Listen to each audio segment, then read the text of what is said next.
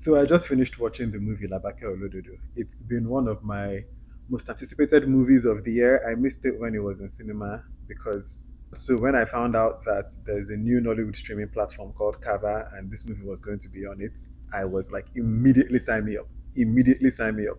The movie is I took notes. The movie is an epic action drama and it tells the story of a woman who battles oppression, political intrigue, and betrayal while challenging traditions in her Yoruba community. If you do not know who I am, my name is VDK, and I make movie bingo cards and I talk about movies. My bingo cards can be found on my Substack, vdkfilmclub.substack.com. Now, this video is going to be broken up into two parts, the non spoiler part and then the spoiler part. So, without further ado, let's just jump into non spoilers. The first thing I want to talk about with this movie is the acting because there is no talking about this movie without talking about Iyabo Ojo. Iyabo Ojo plays the titular character Labake Olododo, and she kills. I think saying she kills it is an understatement. She devours this role. This role showed the full breadth of Iyabo Ojo's acting range. Like I've seen Iyabo in other things. I really knew her majorly from Real Housewives of Lagos, and I've seen her in a couple of things here and there. But seeing Iyabo take control of this role, this character, and deliver it completely in every single way. She's supposed to play a warrior. She is playing a warrior queen, but then at moments too, she's supposed to show the vulnerable side of her, the journey that this character goes on, and Iyabo over delivers. I cannot say enough how good Iyabo's acting and bringing of Labake Olododo. I can't imagine anybody else playing this role. Do you know the testament? Like, also another thing I want to say is that it's very hard. It's very very hard to play a character like this that is believably so staunch and so aggressive, and then to have that, and then also have the delicate sides and naive, almost childlike sides that we're supposed to later see. It's a very delicate balance, a very delicate dance, and Iyabo just straddled. She did. AMVCA nominee. She better get nominated, and I'm really, if she wins, well deserved. She killed it. Another person I want to talk about is Tayo Faniro. I believe that's his name, Tayo Faniro. He did well. Like I think this is the best I've seen Tayo Faniro act in his life, as far as I'm concerned. As far as me, I've seen him. I've seen Tayo in a couple of things, and this is the best performance that Tayo has done. Everybody in this role actually, everybody in this movie actually killed it. Wumi Oriola, this is the first time I'm also really seeing her on screen. She killed it. Like I've seen her here and there, but like this first time I'm fully like, okay, I now know who she is, and I'm really watching her. She killed it. Olumide Oworu killed it. Scarlett Gomez killed it. Like everybody killed it. The acting in this is top tier, top tier. Directing, I want to talk about Biodu's TV because she directed, and Biodu, you did it. You did it. Like Biodu, you did it. Biodu killed it. Like the directing of this movie was. This movie is very believable. The moment that's supposed to hit the beats. No, the movie is sweet. I won't lie to you. I don't even know what I'm talking about. Go and watch it if you have not watched it. If you're playing this video to see, should I watch this movie? Should I not watch it? To go and watch the movie is sweet. The movie is sweet. Die is sweet.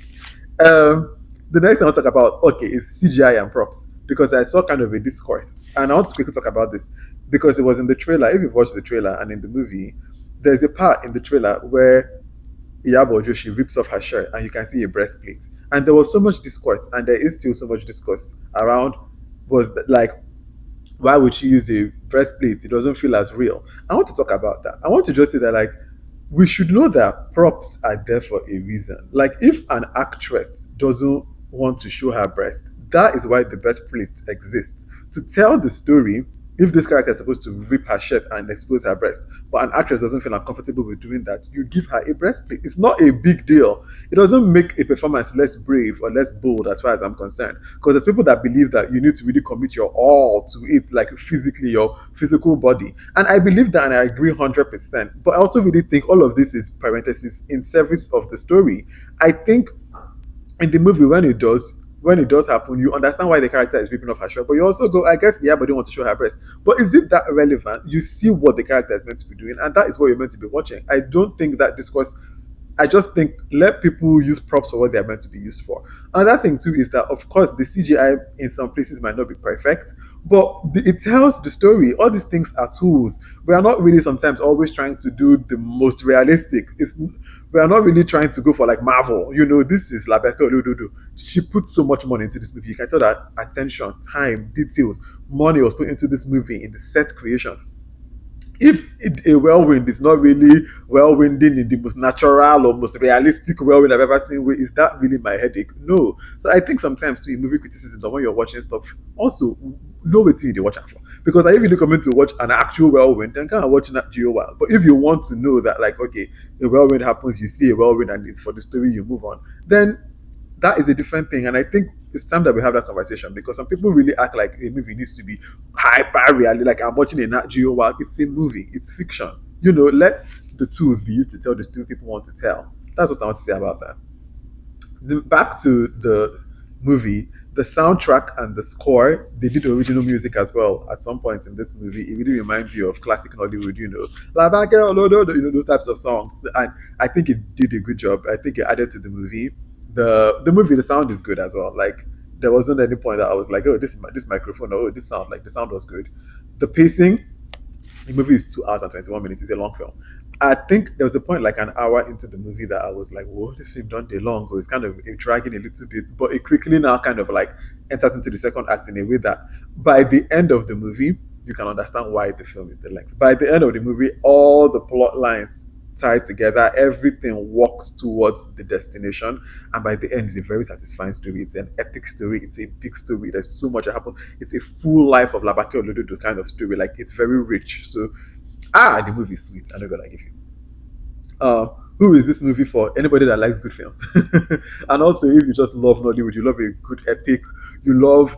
The movie is nice. It's action packed, but it also has romance. It also has betrayal. It has political drama. Yeah, it's loaded with so much. It's like a full epic. Like it's like an Odyssey kind of story, like an epic story. She didn't hold back. Like everybody, I want to just give another credit to production, because I know that this movie, it must have cost so much money. It took a lot of time to make, and you can tell, and it was well worth it. This movie is, I can't say enough good things about it. I heavily recommend this movie. So now that is the non-spoiler portion done. I'm going to dive right into spoilers. So if you haven't watched this movie, please go and watch this film. And then if you have watched it or you're back now from watching it, let's talk about this movie with spoilers. I'll be using some mark spots from my bingo card to guide the discussion around the spoilers. So let's get into it. The first bingo slot I want to talk about is a woman unsheathes weapon from her back. And I want to talk about the opening fight scene and Iyabo as a warrior, plus her acting. When I tell you, so the movie opens and she's in the hoodie, she's giving, eyes fierce. She brings the sword, the weapons from her back, and directs people. There's a moment where I wrote her acting, and I think I was just like, God, yeah, but you did give up. Is even in that opening scene where she holds the thing to her mouth and she's screaming, the things, the veins are on her face, the colorful veins, the way she screams, and like she's giving, yeah, but give her all. Like she gave her all. As a warrior, she was very believable. Like when she has the full makeup and the hair, and there's a moment like when she shines her teeth, the way she presents, the way she holds herself, you can tell that this is a woman in authority. This is a woman in power. It is believable. It is very believable. And just speaking of Iyabo's acting, when she later in the movie now has the crush on Jaye and she's now trying to be softer, you see how believable it is. Like Iyabo was able to really like someone told her when Jaye even goes to shake her hand, I'm like, hey, even I am like the people in the movie, like, whoa, that's Labake Olododo. Calm down. Like back up. I really believed Iyabo totally as Labake Olododo. She played that powerful woman well, like that she is feared, she is a no nonsense, ruthless person, but then she also plays the much hard like more I have a crush kind of thing. Like she played it seamlessly. Iyabo's acting is top tier in this film. The next thing I want to talk about is her leadership style, and I didn't know that she gave Adigun his powers. When she takes the pass from Adigun, I was very surprised because I was like, Adigun, for all the smack you were talking, I didn't even know that she's actually give you your powers. She was a fierce leader. I would say that like, is there anything that I would say? Yeah, the way she treated Bayesoko, the other half, the one that was supposed to be her right hand man.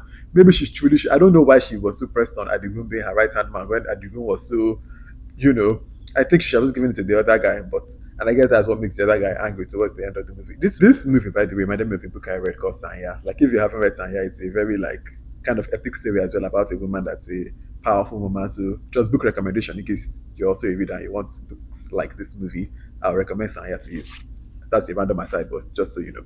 Anyways, back to Adigun. Yeah, Adigun is just such an embodiment of people that get power and then just start to misuse it.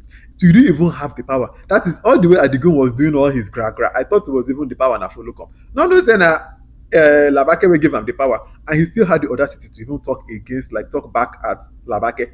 And when you didn't even have the power by yourself, look at you. When they stripped him of that power, I said, I know that's right. And many people are like, Adigun, you get a bit of power and now you're just reckless, you're just doing anything. I wish she actually disciplined him more, as far as I'm concerned. I wish she disciplined him more. That is the only thing I would say against about. That is the only thing I would say against her leadership style, is that she could have even been more ruthless and more cutthroat against at least Adigun. That man was very annoying. The next bingo slot I want to talk about is character cradles piece of paper. And I want to talk about Jaye. I want to say that like his confidence was admirable. Means if I take notes, because I think as sometimes people we can be, you can get intimidated by people. You know that woman in power like that, a very powerful woman like that. She's so scared. She's so no. She's so fearsome and so revered, and everybody is like, "Oh, don't talk to her, don't touch her." Even the way she carries herself, I was like, the way he just came for a handshake. I said, "Oh, this boy, you're bold." I mean, I don't take note. I think because it's true, like really one of the sexiest things in this world is confidence. So just be confident, like enter with that confidence. I think Jaye has such a confidence that I was like, "Oh, I don't take notes." Like go up to that person, ask for your handshake. Don't be deterred. Like, and I think that was what really got Labake like, oh wait, this boy has some confidence, and he really did a good job of winning her. I loved the romance. I loved when they were building the actual romance and like the love story of it. I actually went all. I ticked all on my bingo card. I had an all moment for this one. Like it was beautifully done. Biodun Steven did a fantastic job of directing that and putting it all together too. Like the love story hits, and so it hits so much so that when the betrayal happens too, it's also such a gut punch. Seeing Iyabo's softer side, oh, it was cute. When like she was like, when Jayo was like, "How do you know what the intentions of a man are?" She's like, "Ah, I don't know the intentions." Like that childlike way she was speaking, like she's never done anything like this before. Even again, you're a warrior lord, and to people in the community, you're the most powerful woman. But then she still has the things in her heart that she longs for. It just goes to show that in this life, choice is so needed, because if you are choosing to be a warrior, it's very different than I was kind of trained and I was sent to become a warrior, that I was told my destiny is to be a warrior. Two very different things, because we see that Labake also has desires to love and to be. That leads me to my next bingo slot, which is a woman tears her shirt. Now we can talk about the betrayal.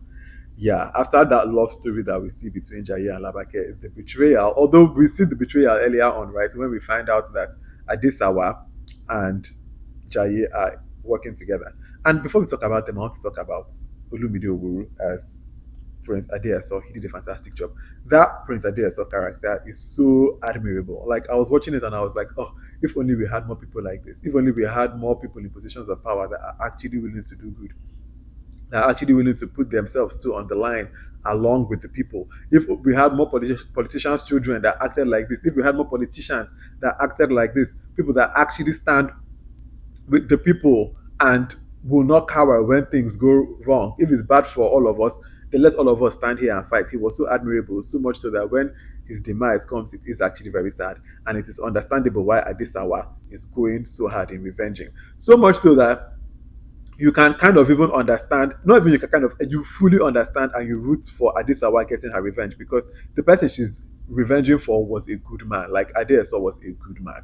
And so his death wasn't fair. So you can understand why Adisawa really wants that revenge. Now, at the ending, when Labake claims the kill, like, because when Adesawa points the finger at her, all this time I'm thinking that, oh, surely not, surely Labake did not actually do it. Even when they show her with the black hoodie, I was like, maybe it's like what Adesawa thinks and she didn't really do it. But when Labake is like, yeah, it was me. I said, oh, madam, you really claimed that kill, and why would you do that? But then when she now explains, of course, that it was because her father was the one that had the land, that they killed her father over land, and she needed to do revenge, and she needed to always come and be scattering that place whenever they use that land to do their market activities. I was like, okay, that makes sense. That makes sense. So it made sense, but you still go kill. Although she wasn't the one that actually killed the prince, we see how he actually died. Although I was kind of a bit confused, because when we watch it, it looks like it is Adigun that kills Adeso. But then Buyokun, I believe, is the one that now takes credit, or is now like, oh, why would you make him? It's me that. I was like, wait, but It's not Adekun that killed him. Well, how come Biokun is the one that's now acting like he's the one that killed Adeso? That ending, maybe should be watch it. I should be watch it again or something. But I was a bit confused there. Maybe if you've watched it, maybe you can give me clarity. As Adesewa, Scarlett Gomez killed it. Like her performance was amazing. Like the vitriol, the anger, the thirst for justice. It was really prevalent in her performance. And again, that back and forth between her and the Yabo's character, like, oh no, no, they killed it. This movie, AMVC is all around. AMVC is all around. Finally, I don't have anything else to say other than please go and watch Labake Olododo if you haven't watched it. But if you have already watched the spoilers, then wow, what a movie, right? What did you think about this movie? Like, did you love it as much as I did? Like, I'm very curious to know what you thought because this movie really moved. I moved. It's a fantastic movie. It's a really fantastic movie. Please tell me your own thoughts in the comments below because I completely, thoroughly enjoyed this movie. If you enjoyed watching this video, thank you and thank you for coming to hang out with me. Please don't forget to like and subscribe. Also, if you want the bingo cards for my upcoming movies or this movie Labake Olododo, it's all available on my Substack, vdkfilmclub.substack.com. Until the next time, have a wonderful rest of your day. Bye.